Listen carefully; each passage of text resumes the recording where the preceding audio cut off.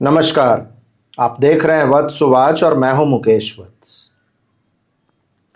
Friends, आज के video में मैं आप लोगों को बताने जा रहा हूं कि एस्ट्रोलॉजिकली किस तरीके से चीन की स्थिति मुझे कुछ डावाडोल दिख रही है और ऐसी परिस्थितियों में चाइना में क्या क्या हो सकती हैं और चाइना इसका रिएक्शन किस तरीके से देगा और इसका असर पूरे वर्ल्ड पर और विशेषकर भारत पर किस तरीके का पड़ेगा। छोटा सा वीडियो है, इंपॉर्टेंट वीडियो है, इसको अंतिम तक अवश्य देखिएगा। मेरे वीडियोस यदि आपको अच्छे लगते हैं तो मेरे चैनल को सब्सक्राइब कर लीजिएगा, बगल के बेल आइकन को दबा लीजिएगा। फ्रेंड्स, हम सभी लोगों को मालूम है कि अभी ट्रांजिट में राहु मीन राशि में है और कुछ ही दिनों में 23 अप्रैल के बाद मंगल भी मीन राशि में प्रवेश करेंगे और ट्रांजिट में एक अंगारक योग का निर्माण होगा। अंगारक योग एक बड़ा ही डिफिकल्ट योग होता है एस्ट्रोलॉजी में। जब युद्ध के कारक मंगल, अग्नि के कारक मंगल, एक्शन के कारक मंगल और मायावी राहु एक साथ आते हैं, और जब भी ऐसा होता है तो कुछ परेशानियां क्रिएट होती हैं।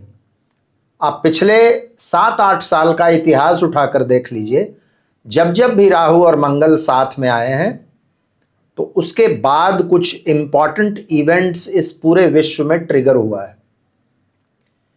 23 अप्रैल को अंगारक योग बनने जा रहा है और अंगारक योग जब बनेगा तो मुश्किलें आएंगी। ये मैं आप लोगों को नवंबर से आगाह करता आ रहा हूं। आप लोगों को वीडियो याद होगा जिसमें मैंने बताया था कि किस तरीके से 6 फरवरी से लेकर जून महीने तक की परिस्थितियां थोड़ी सी डावाडोल रहेंगी। लॉजिक के साथ बताया था। यदि आप लोगों को वीडियो याद नहीं हो तो उसका मैं डिस्क्रिप्शन सेक्शन में लिंक दे दूंगा, उसको एक बार आप लोग देख लीजिएगा। अभी मैं आप लोगों के स्क्रीन पर एक कुंडली दिखा रहा हूं जो कि चाइना की कुंडली पर आज के ट्रांजिट के प्लैनेट्स को सुपर इंपोज करके दिखाया गया है। आप देखिए स्क्रीन पर ये जो कुंडली है, इसमें व्हाइट कलर में जो आपको दिख रहा है वो चीन का एक्चुअल कुंडली है, 1 अक्टूबर 1949 का, और बाहर जो लाइट गोल्डन कलर में दिख रहा है वो आज के ट्रांजिट के प्लैनेट्स हैं। मतलब अभी की स्थिति यदि देखिएगा तो चाइना की कुंडली के 3rd हाउस में राहु हैं और ट्रांजिट में भी राहु अभी चाइना की कुंडली के 3rd हाउस में ही है। उसी तरीके से ट्रांजिट केतु चाइना की कुंडली के 9th हाउस में है और नेटल केतु भी चाइना की कुंडली के 9th हाउस में है।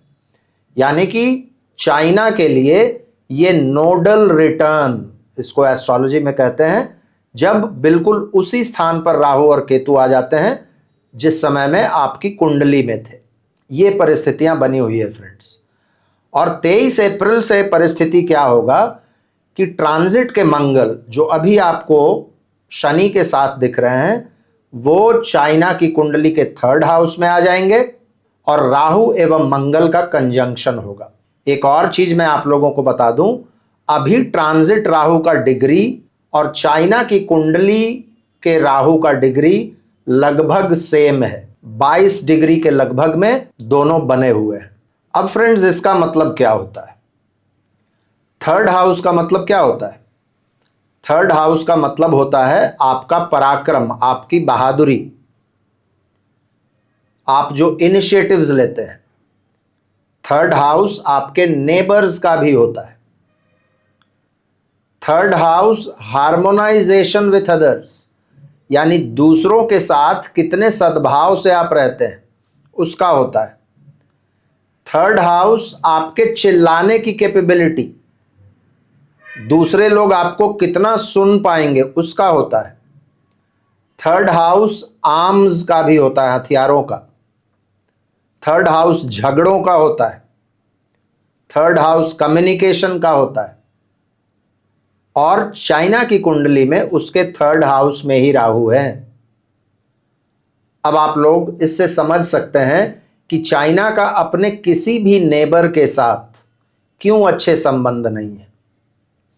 और अब जब चाइना के नेटल राहु के ऊपर ट्रांजिट के राहु हैं और मंगल आ जाएंगे, तो इस कुंडली में आप देखिएगा चाइना की कुंडली में भी राहु एवं मंगल का एक 5-9 का संबंध है।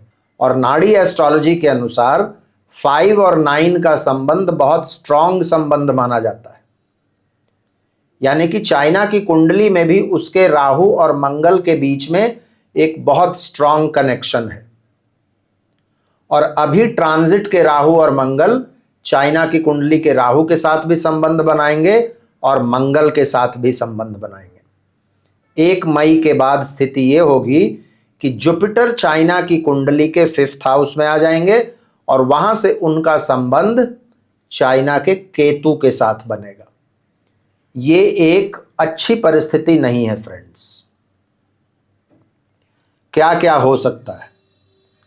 देखिए, सबसे पहले तो चाइना की आंतरिक स्थिति खराब होगी। ऐसा मैं क्यों कह रहा हूं? क्योंकि मंगल चाइना की कुंडली के 4th हाउस के लॉर्ड है। और 4th हाउस क्या होता है? किसी भी देश की पब्लिक, होमलैंड को रिप्रेजेंट करता है 4th हाउस, वहां के लोगों को रिप्रेजेंट करता है 4th हाउस। चाइना में आर्थिक स्थिति इतनी खराब होगी। अब देखिए, चाइना से समाचार तो हम लोगों को मिलते नहीं हैं। एक टोटलिटेरियन कंट्री है, वहाँ मीडिया फ्री नहीं है और हर जगह लोगों को जाने नहीं दिया जाता है।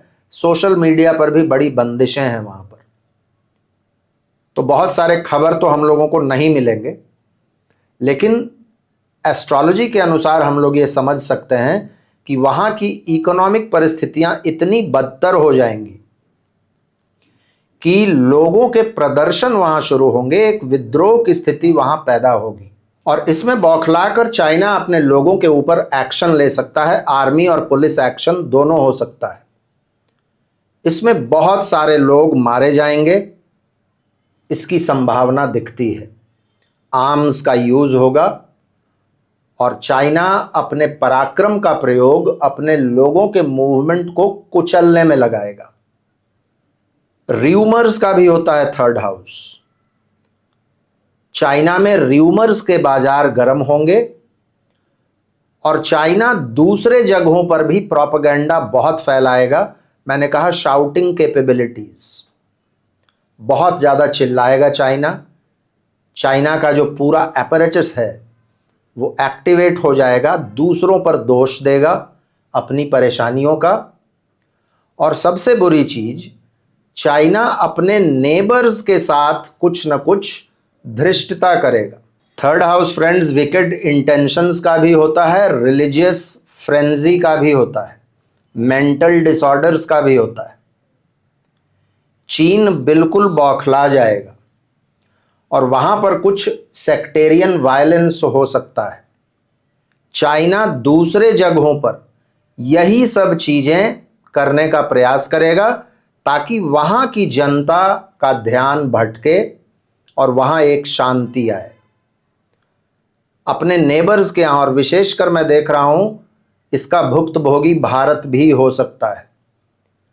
भारत में बहुत तरीके का प्रोपेगेंडा चलाना चाहेगा चाइना, और हम सभी लोग जानते हैं कि मीडिया का एक सेक्शन चाइना को सपोर्ट करता है। क्यों सपोर्ट करता है? पैसों की वजह से। अभी कुछ ही महीने पहले वो एक केस आया था, आप लोगों को याद होगा, जब यहाँ के मीडिया ग्रुप्स को डायरेक्टली पैसा देने की खबरें बाहर आई थी और वो लोग चाइना का एजेंडा यहाँ चलाते थे।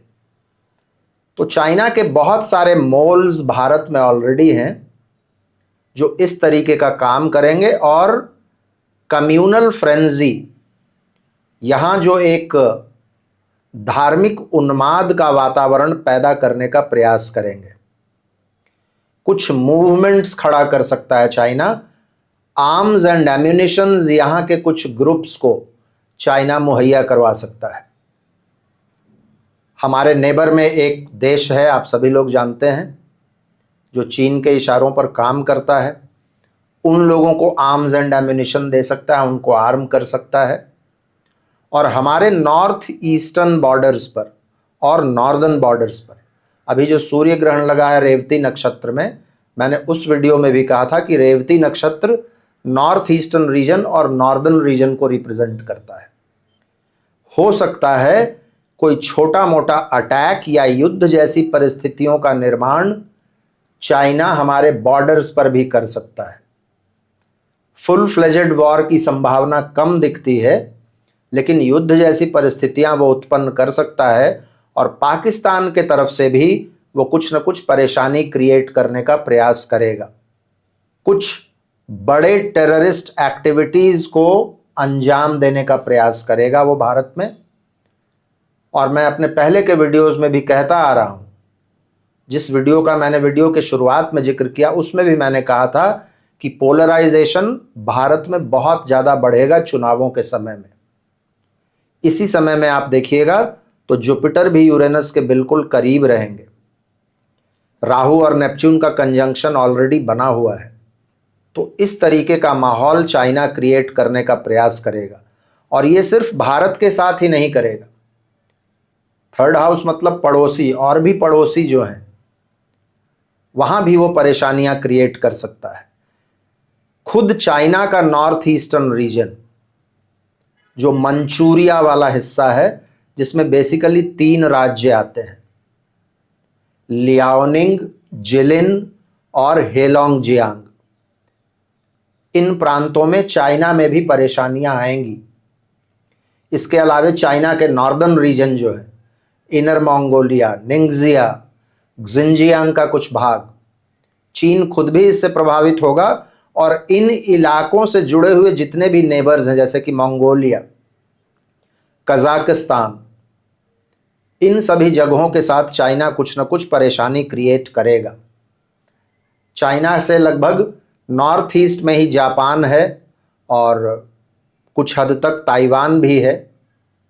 इन जगहों पर भी चाइना कुछ प्रॉब्लम्स क्रिएट करेगा ताकि अपने अंदर की परिस्थितियों को वो शांत कर पाए, लोगों का ध्यान आकृष्ट कर पाए।